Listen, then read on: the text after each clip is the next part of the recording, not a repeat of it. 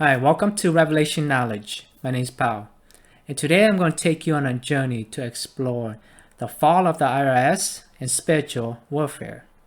Spiritual warfare is not limited to battles between angels and demons. In the United States, there is a spiritual battle raging behind the scenes of the IRS. The main weapons in this battle are words, and the battlefield is the courtroom. The winner of this battle will determine the path on which the American people and the rest of the world will walk for the next decade or so. For us to win this battle, we must win the narrative so we can change reality at the root, which is the spiritual realm. Everything starts in the spiritual realm first, then is manifested in the physical realm.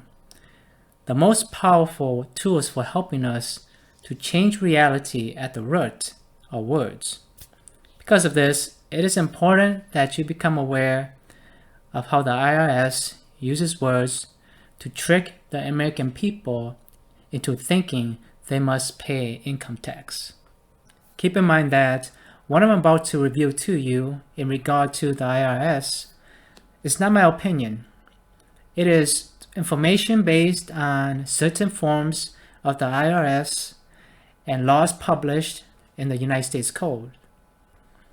I know studying law is not fun for most people, but if you know the law and how to exercise it, the IRS will leave you alone. Let us start this investigation by studying Form 1040 instructions for the tax year 2024. On page 8 of this Form 1040 instructions, there's a sentence that says, "These rules apply to all U.S. citizens regardless of where they live and resident aliens." A very important term that we need to study in the previous sentence, in this sentence right here, is U.S. citizen. But first, let us go to Office of the Law Revision Council's website to see if there's a law requiring U.S. citizens to pay income tax. This is the official website where you can find all the titles of the United States Code. The United States Code is a consolidation and codification by subject matter of the general and permanent laws of the United States. It is prepared by the Office of the Law Revision Council of the United States House of Representatives. The title that has information about income tax is Title 26. Right here, Title 26, Internal Revenue Code. Before we study some of its definitions, let us go to Code of Federal Regulations website and study section 1.1-1. Section 1 of the code imposes an income tax on the income of every individual who is a citizen or resident of the United States, and to the extent provided by Section 871B or 877B, on the income of a non-resident alien individual. Section 871B, that deals with resident alien individual, and I will talk about that later on in this video. Let us now go back to Office of the Law Revision Council's website to study the definitions of the terms person, United States, and state. To find the definitions, we need to scroll down to section 7701.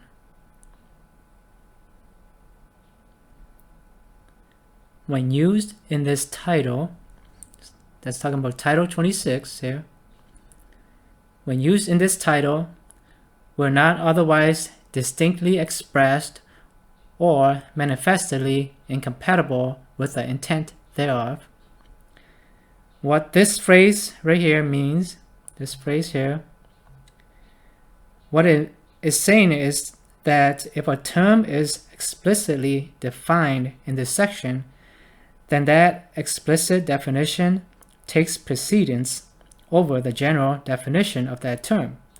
For example, if the general meaning of the term United States citizen means a citizen of the 50 states, but in a subchapter of the code, United States citizen is explicitly defined as a citizen of the District of Columbia, the explicit definition takes precedence. Thus, the general definition is not applied to prevent contradiction. Let us now study the term person. The term person shall be construed to mean and include an individual, a trust, estate, partnership, association, company, or corporation. Let's go down here to United States. The term United States, when used in a geographical sense, includes only the states and the District of Columbia. State. The term state shall be construed to include the District of Columbia, where such construction is necessary to carry out provisions of this title. So you notice that states here is plural and singular, but that doesn't matter here because it's not specific here. It doesn't talk about the 50 states. So it's the term United States here, it includes only the District of Columbia because state here is defined as District of Columbia. So the 50 states is not included here. And I will show more evidence of that later on in this video. Let us read this Supreme Court case here to see if the U.S. Supreme Court agrees with the statement that an explicit definition takes precedence over a general definition. And this court case was decided on June 28, 2000. So let's scroll down to page 942.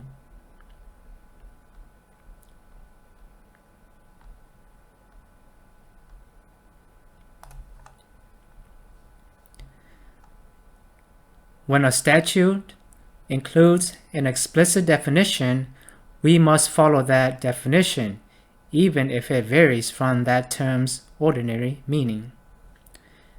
It is axiomatic that the statutory definition of the term excludes unstated meanings of that term. So if something is not included in the term, in the definition, then it is excluded. So we go back to this page here and go look at United States. See, it does not include the 50 states here. It only includes the District of Columbia.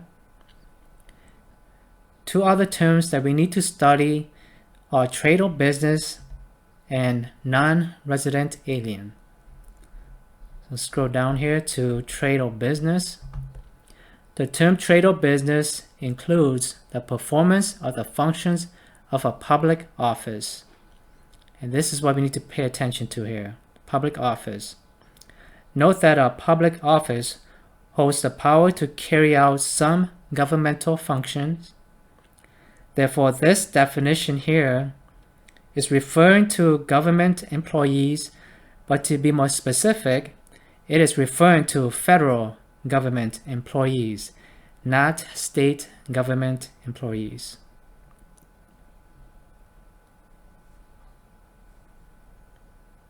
Scroll down here a little more. Okay, so non-resident alien. An individual is a non-resident alien if such individual is neither a citizen of the United States nor a resident of the United States within the meaning of subparagraph A. So United States here it is talking about the District of Columbia, because this is still Title 26. So when you go up here, the definition of United States right here is District of Columbia. Remember when I read this part here? When used in this title, see, it's talking about this title. So these are the definitions.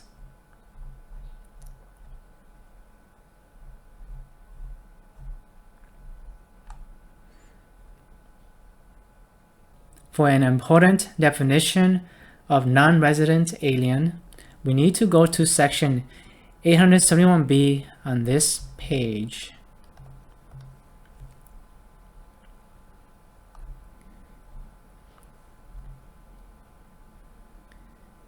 Imposition of tax. Income connected with the United States business graduated rate of tax. A non-resident alien individual engaged in trade or business within the United States during the taxable year shall be taxable as provided in Section 1 or 55 on his taxable income, which is effectively connected with the conduct of a trade or business within the United States. Now let us reread this in the decoded version.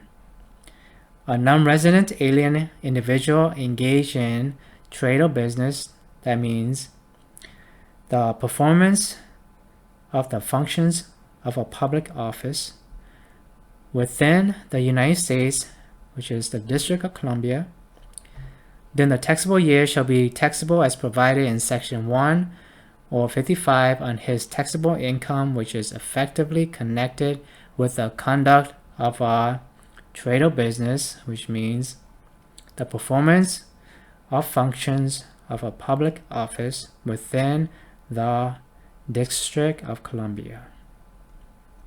This is what I like to refer to as word magic. Now you see why it is so important to pay attention to definitions, especially legal definitions. If you do not pay attention to legal definitions and study them, it makes it easier for attorneys to trick you into doing something that you are not legally required to do. Let us read more definitions in regard to income tax to see why it is important to study them. This is still Title 26, but it is Subtitle D, Chapter 38. And this refers to tax on petroleum.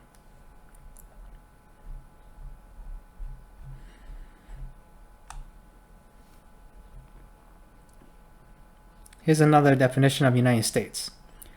The term United States means the 50 states, the District of Columbia, the Commonwealth of Puerto Rico, any possessions of the United States, the Commonwealth of the Northern Mariana Islands, and the Trust Territory of the Pacific Islands. United States includes continental shelf areas. The term United States includes any foreign trade zone of the United States. So here, why did they include the 50 states? This is still Title 26, remember that. They included 50 states because this is talking about, referring to tax on petroleum. If we go back to this title, subtitle F, chapter 79, here the definition here is referring to, the tax is referring to an individual, a trust, a state, partnership, association, company, or corporation. And so here as an individual, okay, they do not have the authority to tax an individual that's not that's outside of the District of Columbia, so that's why they don't include the 50 states. So that's the difference. So they know what they're doing, and that's why they know what they're doing, so that's why they are very specific about the definitions. So all these, the 50 states, District of Columbia, Commonwealth of Puerto Rico, etc. These states can be taxed because this is referring to tax on petroleum. Let us read another Supreme Court case to help us see through the income tax deception. This Supreme Court case was decided in November 1917. In the interpretation of statutes levying taxes, it is the established rule not to extend their provisions by implication beyond the clear import of the language used, or to enlarge their operations so as to embrace matters not specifically pointed out. In case of doubt, they are construed most strongly against the government and in favor of the citizen. So, if the matters, if what they write in their definitions, if it's not specifically pointed out, then they're not supposed to extend. They cannot extend their provisions beyond that. So, for example, here when we were talking about individual, and this is Title 26, and it's talking about referring to taxes here. See, it doesn't include the 50 states, so they cannot go back here. They cannot extend the provisions beyond that because it is not included. They can only enforce people to pay. They can only enforce people to pay income tax. People who live in the District of Columbia and are performing functions of government. Remember that under the Internal Revenue Code, Americans are not United States citizens unless they reside in Washington, D.C. and work for the federal government. Take note that for nationality purposes, Americans are United States citizens and state citizens. It all depends on the definitions, so pay attention to the definitions. Let us now turn our attention to Form 1040. If you look at this section, it says U.S. Individual Income Tax Return. U.S., it is talking about the District of Columbia. So this is not referring to citizens and individual of the 50 states. Okay, it is talking about the District of Columbia. So if you go back here, remember United States, that is talking about, here's the definition, the District of Columbia. And this is Title 26. The Internal Revenue Code.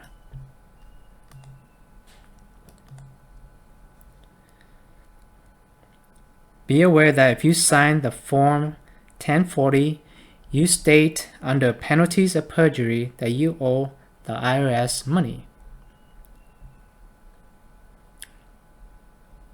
See right here? Under penalties of perjury,